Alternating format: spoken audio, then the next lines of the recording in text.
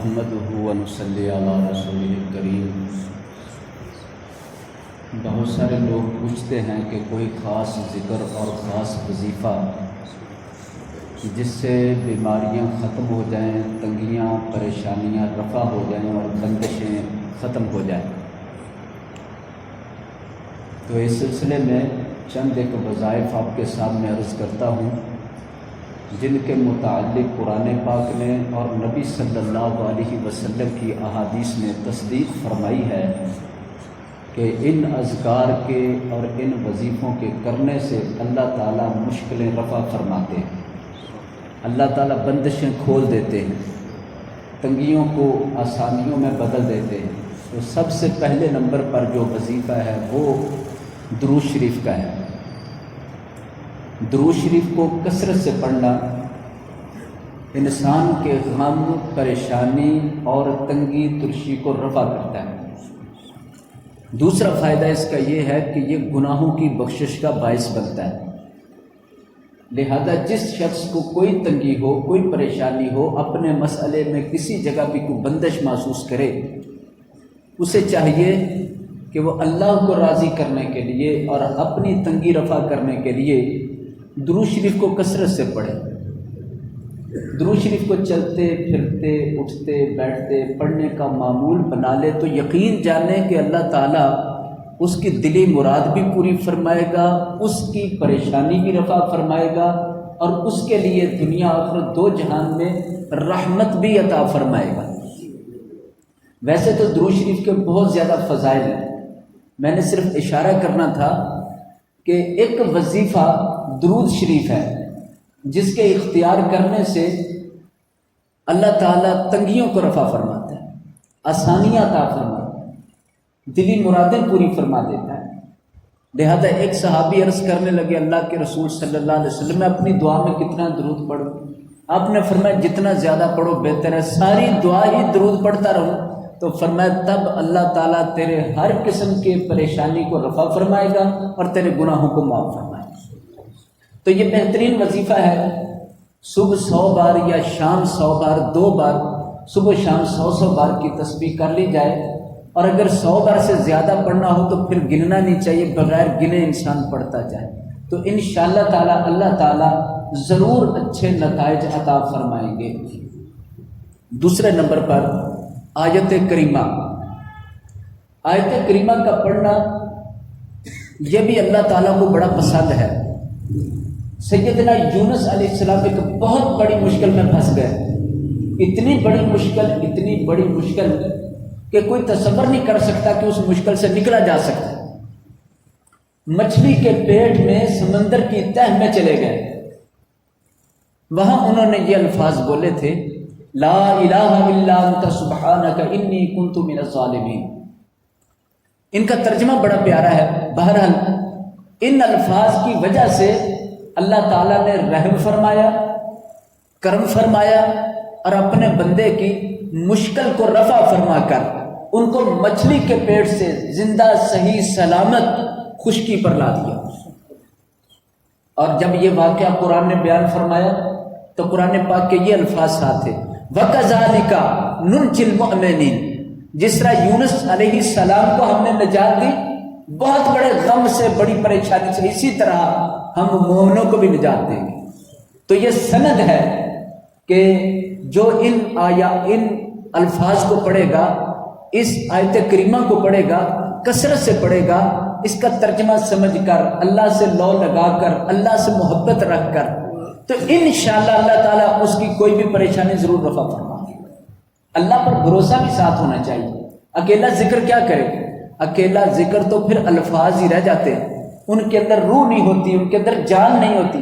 جب تک کہ دل کے اندر ایمان نہ ہو، جب تک دل ان کا ساتھ نہ دے، دل اس بات کی گواہی نہ دے کہ اللہ کے علاوہ کوئی میری مشکل رفع نہیں کر سکتا، یہ تویز گنڈے، یہ جنتر منتر، یہ پیروں فقیروں کے پاس جا کر اپنی مشکلیں بیان کر کے سمجھنا کہ یہ بڑے کامل ہیں، ہماری مشکلیں رفع کر دیں گے، پھر یہ الفاظ اور یہ اذکار فائدہ نہیں دیتے۔ کہ جب انسان اللہ سے لو خود نہیں لگاتا اور سمجھتا ہے کہ کوئی اور میرا کام کر کے دے، یہ بڑی بیماری ہے کہ ہم چاہتے ہیں تیار شدہ معاملہ مل جائے، ہمیں بنا بنایا کام مل جائے، کوئی بزرگ ہو، کوئی ولی ہو، کوئی اللہ والا ہو، وہ محنت کرے اور ہمیں دے دے۔ بہرحال دین میں ایسا نہیں چلتا، دنیا میں ایسا چلتا ہے کہ بنی بنائی چیزیں مل جاتی ہوں گی تو بندہ جا کے لے لیتا ہے۔ دین کے اندر اللہ کے ساتھ جو معاملے ہیں، ہر بندے نے اپنا آپ تعلق بنانا ہے، اپنا آپ اللہ کے ساتھ رابطہ کرنا ہے، تو دعا سب سے بڑا ذریعہ ہے رابطے کا۔ تو دوسری چیز تھی آیت کریمہ۔ تیسرے نمبر پر جو چیز بہت زیادہ فائدہ دیتی ہے اور انسان کی مصائب کو رفع کرتی وہ ہے استغفار۔ جو شخص اللہ سے معافی کثرت سے مانگتا ہے، اللہ تعالیٰ کا وعدہ ہے کہ اس کی تمام مشکلوں کو اللہ رفع فرمائے گا۔